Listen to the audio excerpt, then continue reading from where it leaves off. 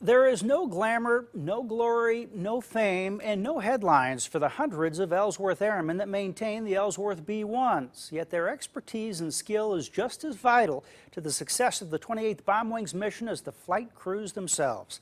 Tonight we feature the highly trained Ellsworth maintainers that keep the legendary bomber a potent player in America's air combat mission.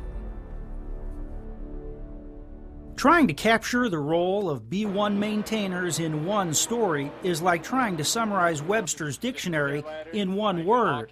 It's a very labor-intensive aircraft, and we have a huge team of folks that have to work together to make it happen. I work on one of the best and greatest airplanes in the Air Force.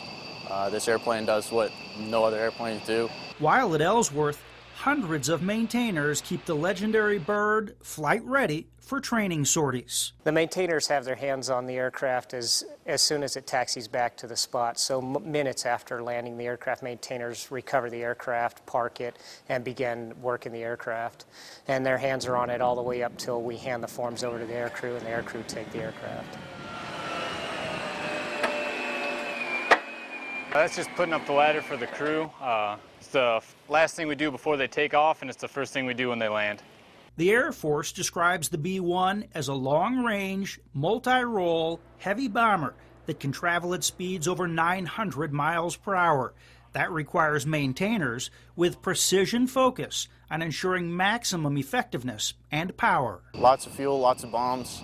Main mission, get in fast, hit what we need to hit, get out. So generally it would be either our 500-pounders to our 2,000-pounders. As part of Operation Inherent Resolve, which is the fight against ISIS, the Air Force says in 2015, Ellsworth's B-1s dropped over 7,000 munitions, with a total weight of roughly 4,900 tons. Within the Aircraft Maintenance Squadron, we have 8 different specialties. Airmen like Staff Sergeant Austin Eddington, who specializes in hydraulic systems, which includes more than you might think. Nozzle steering, main landing gear. The bombs are also maneuvered in their bays from hydraulic pressure. Senior Airman Christian Walker is an electrical and environmental systems specialist. Before you can get that fuel going, you need electrical to spark it off, so that way we can get the motors lit off. So they use a little bit of electricity, get that spark, it goes. No electricity, no spark, no fly. Walker and Eddington open up a single panel for a view of the B-1 underbelly, rarely seen by civilian eyes. And the maintainers deploy to care for the B-1 overseas, just like they care for it here at home for training missions. For myself, in this area, work on the hydraulic pumps, and that's the part we change more frequently when it's hot outside. So when we're deployed to a location, the heat gets to it and they'll burn up in flight, so we'll have to change those more frequently. Bottom line, this plane is built for bombing. According to the Air Force, the B-1 carries the biggest payload of both guided and unguided weapons in the Air Force inventory. So weapons personnel that properly load them are vital members of the maintainers. Well, we got our smart bombs right here. So if we had 3 bays loaded with 10 buys, we could put 18 of these up in there. The weapons we see here are inert, in other words, not explosive, and they're a key part of training.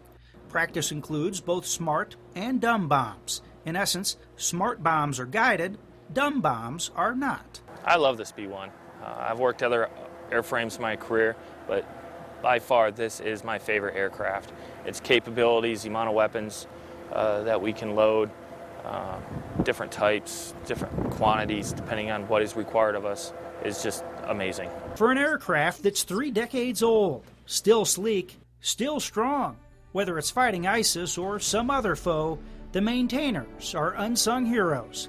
First to touch the bombers when they land, last to touch them before they take off. Unsung heroes indeed, and we'll have another edition of Ellsworth Inside the Base on the first Wednesday of next month. I love how important they are, and I like the no spark, no fly. I mean, it all kind of starts there, right? Funny. That was my favorite soundbite of the whole story, but so true. Yeah, it all fits together. Incredibly important roles, so we can't forget about them either.